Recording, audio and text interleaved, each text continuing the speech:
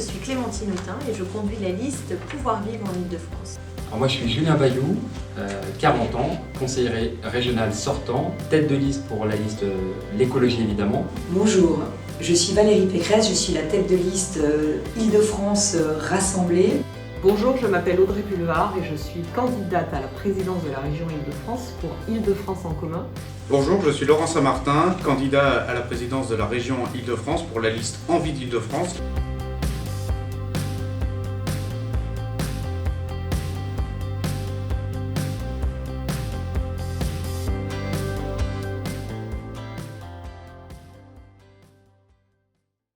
J'aimerais vraiment que nous ayons de la formation ciblée sur tout ce qui relève de l'économie circulaire.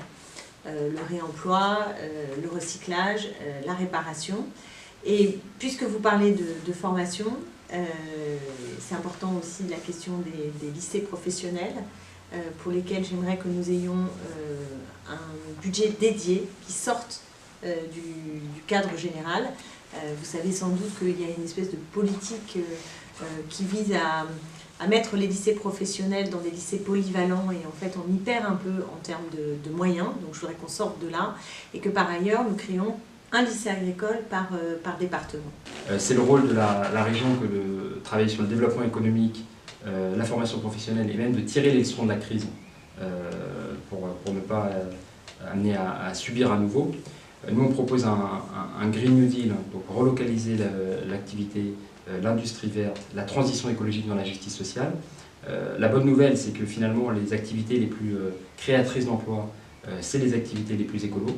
C'est l'agroécologie, plus d'emplois à l'hectare, c'est la rénovation thermique évidemment, c'est bon pour le porte-monnaie, le bien-être, le confort, la santé, mais aussi pour l'emploi. C'est l'économie circulaire, il y a 30 fois plus d'emplois que dans le réemploi, que dans l'enfouissement des déchets. Bref, il y a 200 000 emplois à aller chercher d'après le cabinet Ernst & Young. Et nous, on va investir, critériser les aides pour éviter d'aller soutenir les pollueurs ou les entreprises qui délocalisent ou qui ne respectent pas l'égalité femmes-hommes. C'est aider à la reconversion des salariés menacés dans leur emploi vers des métiers qui recrutent. C'est pour ça que nous avons identifié d'ailleurs d'abord ces branches qui recrutent et nous avons une aide spécifique pour aiguiller les personnes qui se sentent fragilisées dans leur emploi vers ces formations aux métiers qui recrutent.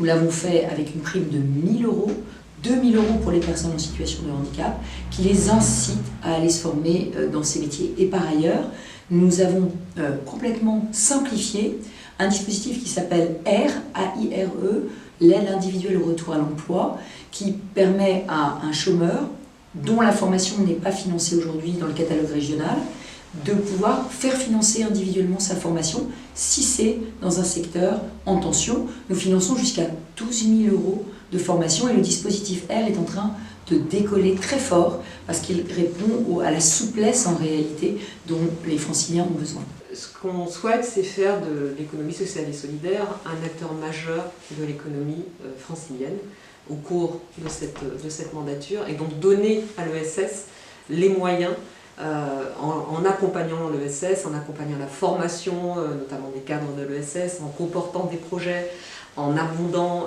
des fonds.